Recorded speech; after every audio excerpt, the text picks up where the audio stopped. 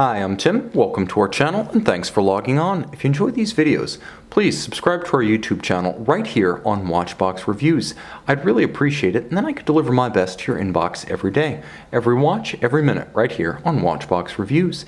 If you like these watches and you think you might want to buy one, or you just want to window shop, check out thewatchbox.com, where you can see this and all our pre-owned and vintage timepieces with full high-res images, any boxes, papers, and accessories that may come with the watch, and full pricing details. Thewatchbox.com for buying, trading, and selling. Now, the watch on my wrist is a legend. The 60th anniversary Reverso, the first Reverso Grand Tie case, the first Reverso with a solid gold movement, and the first true complicated Reverso. This is the 60ème, a limited edition of 500 pieces made for the 60th anniversary of the Reverso model back in 1991. It was the first of 6 rose gold Reversos, all of them complicated, that helped JLC to relearn complications in the modern era, using the only design icon that the company had at the time. The 80s were bad to JLC. There was a time when the German owner of the company thought about simply folding the company and selling the intellectual property, the name, the copyrights, the designs. Fortunately, that didn't happen, but it was still up to the corporate fathers of the company to raise it off the mat, and in the early 90s, this watch was really the beginning of that effort in earnest.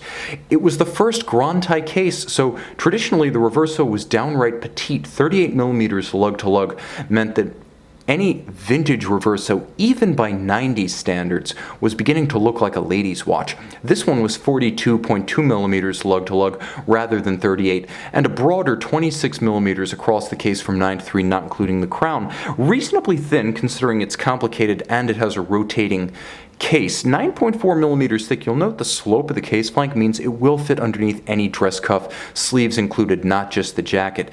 The spacing of the lugs is nice and narrow at 19mm if you wish to accessorize, but it's the drilling of the lugs that creates the integrated look for which the Reverso is known.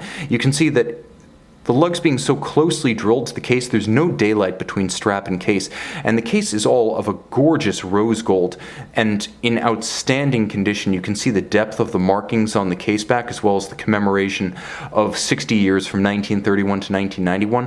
When these watches age and they become over refinished, the first thing to go is the depth of the markings on the case back. You can see this one is in outstanding condition. It's paired with a black, large rectangular scale, unbolstered, matte colored, monotone stitched, folded edge alligator leather strap, and JLC's first generation deployant clasp. You can see it's flat, all of high polish, rose gold to match the case, and both the case and the deployant clasp feature the characteristic pre-1995 hallmarks. Now let's get real close, because this is a watch that's gorgeous in profile, yes, and has that classical golden ratio, aspect ratio, height to width, but it is all about the details. Now, the case is all of high polish, and it looks fine because it's a classic proportion, not oversized at 42mm lug to lug. It has a little bit of a vintage vibe, even in this then larger size. There's the rectilinear geometries of the case. Viewed from head on, it's all 90-degree angles, but when you view it in profile, you can see the Art Deco inspired conical lug profiles, rounded case flank, and even the manner in which the straight guidrons, as viewed from the front, become arcing curves that bend around the flanks of the case. It's a handsome look and a timeless one.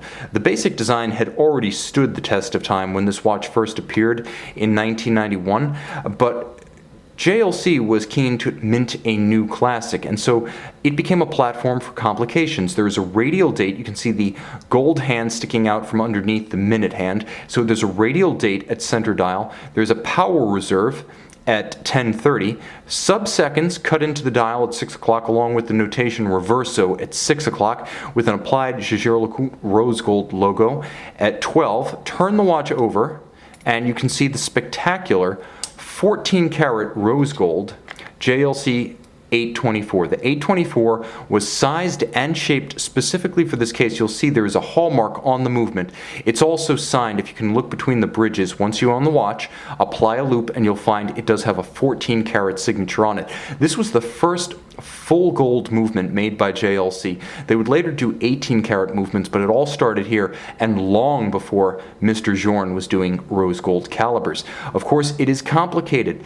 It has a spectacular degree of adjustment. Reversos traditionally at JLC were not as finely regulated as round calibers, and right up until 2004, most of the Reversos weren't even part of the master control timing regime. This watch was an exception to that, adjusted in a chronometer like 5 positions. Nothing was left to chance. It is an aesthetically beautiful movement, entirely hand finished. As you can see the edge of each bridge glimmering with a gloriously mirror-polished anglage, but it is also a true chronometer-like timepiece, refined in every way, aesthetic and technical. Now, it's beautifully executed, as you can see, with a combination of those solid rose gold plates and bridges, and how close we can get, how much we can focus, I shall find out now. True kiln-fired, heat-blued screws throughout, as well as the violet of the pivot jewels and the gold of the train. It's a medley of colors, a chromatic festival with the silver of the regulator capping all. So you have silver, violet, rose gold, blue, and traditional yellow gold on those plated wheels. Now you will note when I turn the watch flush to the camera, you can really see how the edges of all the bridges as well as the jewel countersinks have been mirror polished. This is a level of finish for which Jaeger-LeCoultre was not known in 1991. So not just the beginning of complicated Reversos, but really the beginning of JLC high horology finish in the modern era. Immaculate in detailing, beautifully executed, a rare Reverso caliber, utterly deserving of a display caseback. This watch is the antithesis of mechanical finish and loveless industrial production. This was a love letter to JLC's history, as well as a little bit of a down payment on the future. One of the all-time great Reversos. You can see and you can purchase this 60e on our website.